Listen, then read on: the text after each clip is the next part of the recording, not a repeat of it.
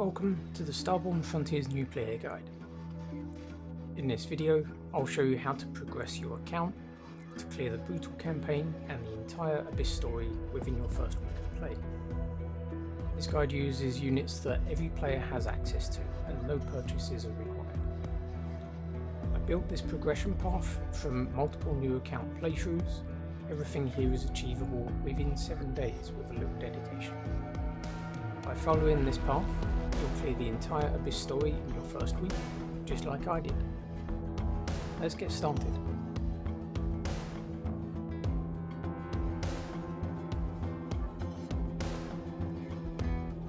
For my playthrough, I limited myself so that anyone could follow this progression.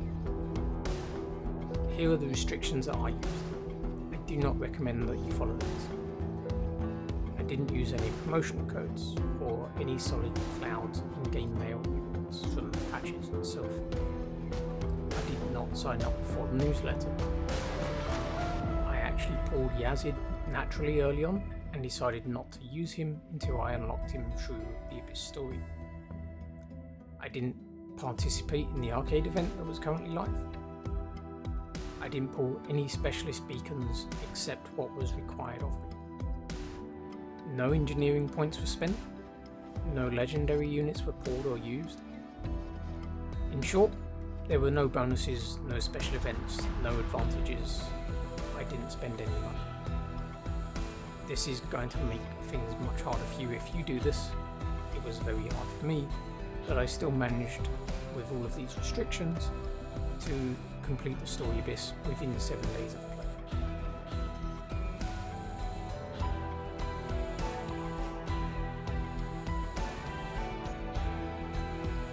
When you begin, the game drops you straight into the normal campaign.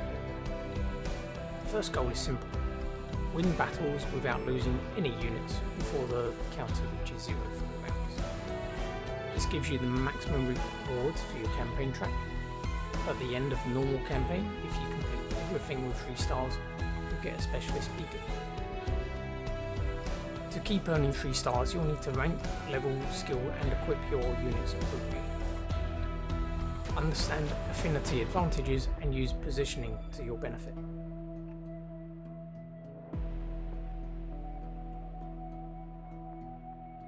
Each ship has an affinity, which is their damage type. There's electric, which is greater than thermal, thermal, which is greater than chemical, chemical, that is greater than electric, and antimatter, which is neutral to all of the other affinities. You can use this to your advantage whenever possible, but be careful. Your units are susceptible to greater incoming damage and inflictions from the enemies, using affinities as well.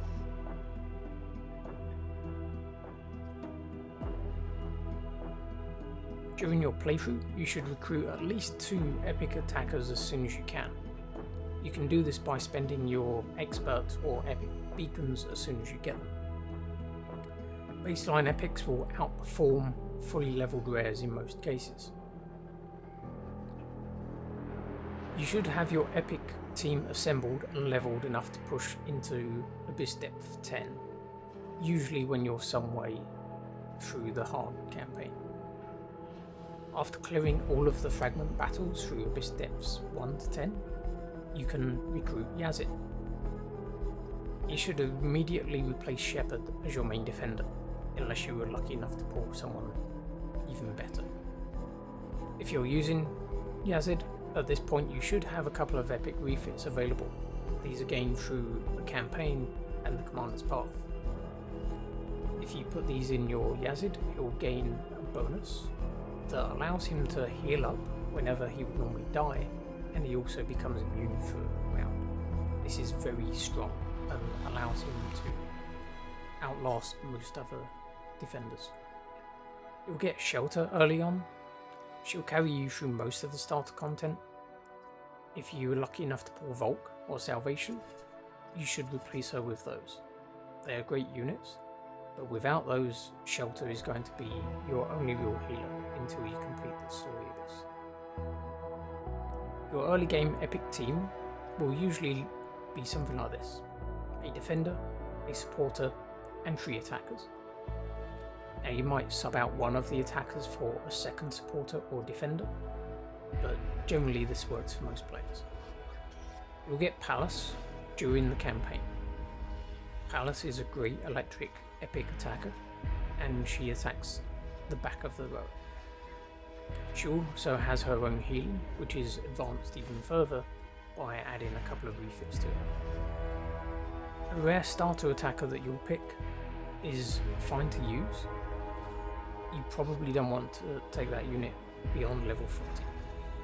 Ideally you want to replace that unit with an epic as soon as you can.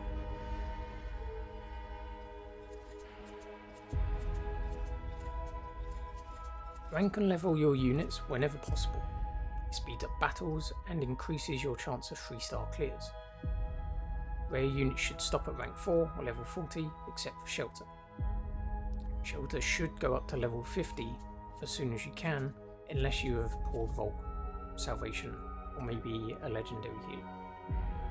All of your epics should reach rank 5 or level 50. You don't need to rank anything to 6 or level 60 early on, or even at all for the Story Abyss or Brutal campaign.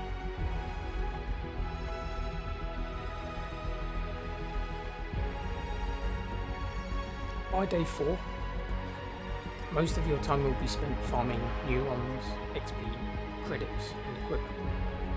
This is perfectly normal. It's exactly what allows you to break through the second half of the Abyss. If you can't progress the Abyss or campaign, then that's what you need to do. Start farming. You can check the commander's path for quick rewards, then you can match your skills, get at least 3-star rare or better equipment in every slot on your units.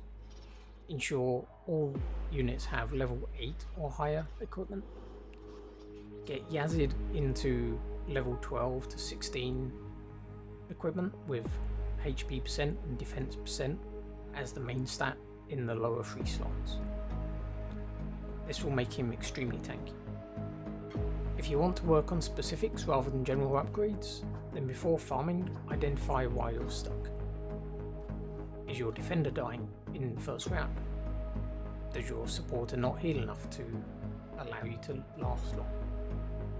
Are your attackers just not killing the enemies? Are your debuffs not being landed? Let's use Pallas as an example. If Pallas isn't doing enough damage, then you'll want to farm the electric anomaly. Push the electric anomaly up until the point where you start losing units during the battle. You should still be able to win. If you don't, then you farm the next level down. You can run multi-battles for speed efficiency or background battles for energy efficiency. Make sure you run as many as you can to get the neurons that you need to maximize the skill levels. If you're running background battle, or after you've finished your multi-battles, move on to bounties. Pallas is an attacker, so typically wants attacker gear, such as attack or critical. So you can farm Fenry bounties for that equipment. If you're struggling to get a consistent kill, then you should run background battles. Background battles are a guaranteed win. They just take longer, but they do use less energy. After farming, make sure that you've equipped the best equipment pieces that you collected. Make sure they are leveled up as high as you can, but don't drop all of your credits into one item. Level everything up evenly.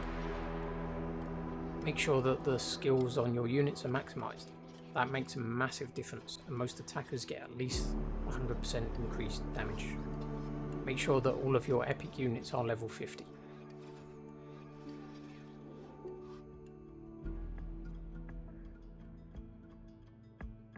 The game hosts a number of different equipment sets granting bonuses to your ships based on combinations of them.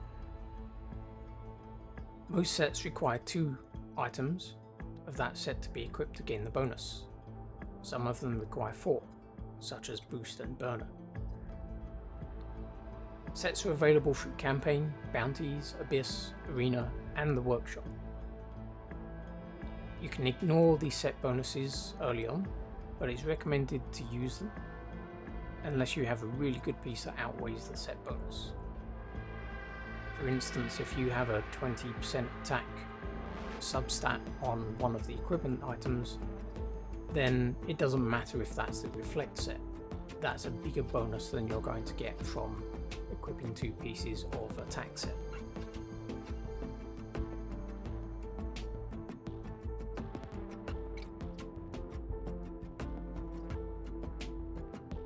Every piece of equipment has a main stat which scales with the rank of the equipment from 1 to 6 stars, and substats which scale with the rarity of the equipment from common to legendary. In addition, the higher the rarity of the equipment, the more substats that the item comes with. This makes legendary equipment very valuable. If you get some, it's probably some of the best equipment you'll have early on in the game.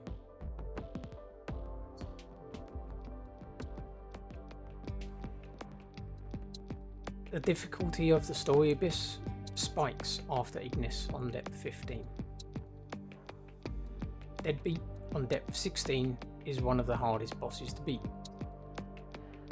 However, if you follow this guide, you have your R2 Yazid at level 50 and you've equipped him with good strong HP and defense gear, he can probably survive this battle.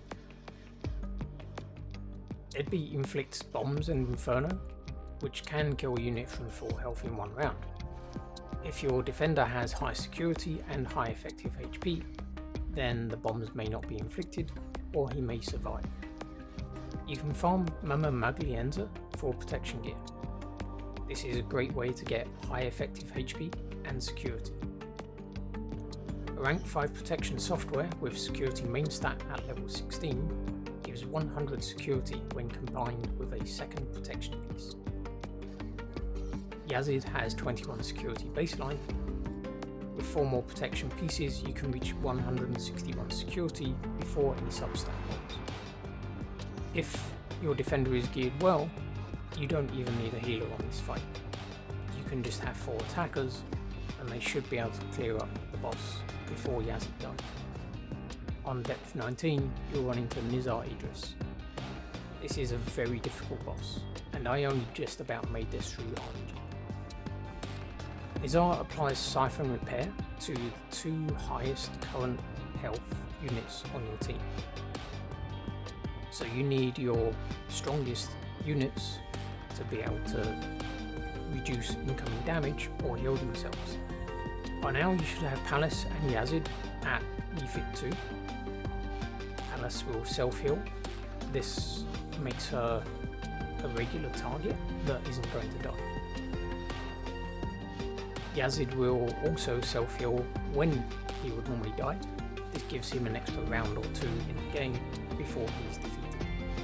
Harvester is a good early game cleanser.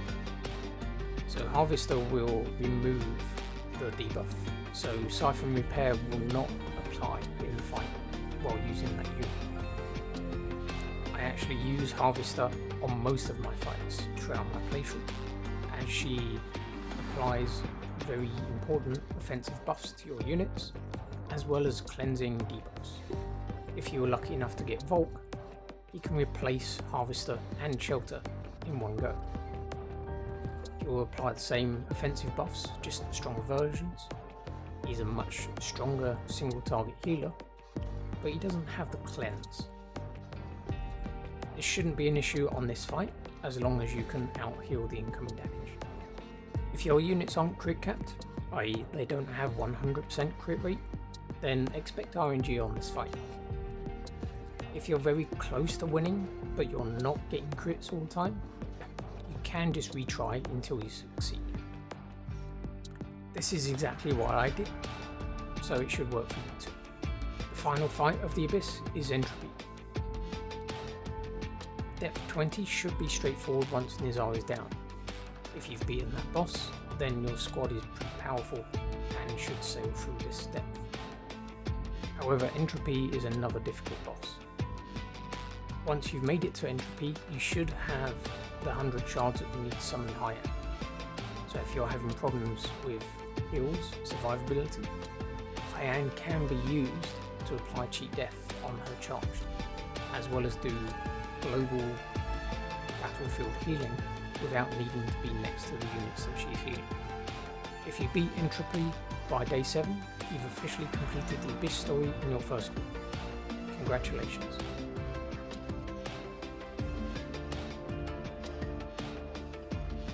That's the full beginner progression path for Starborne Frontiers. If you follow this path, you'll clear the entire Abyss story within your first 7 days and set yourself up for Nightmare Campaign and Seasonal Abyss. For deeper guides, strategies and more, subscribe to the channel or join the official Starborne Frontiers Discord. Link is in the description. Thank you for watching.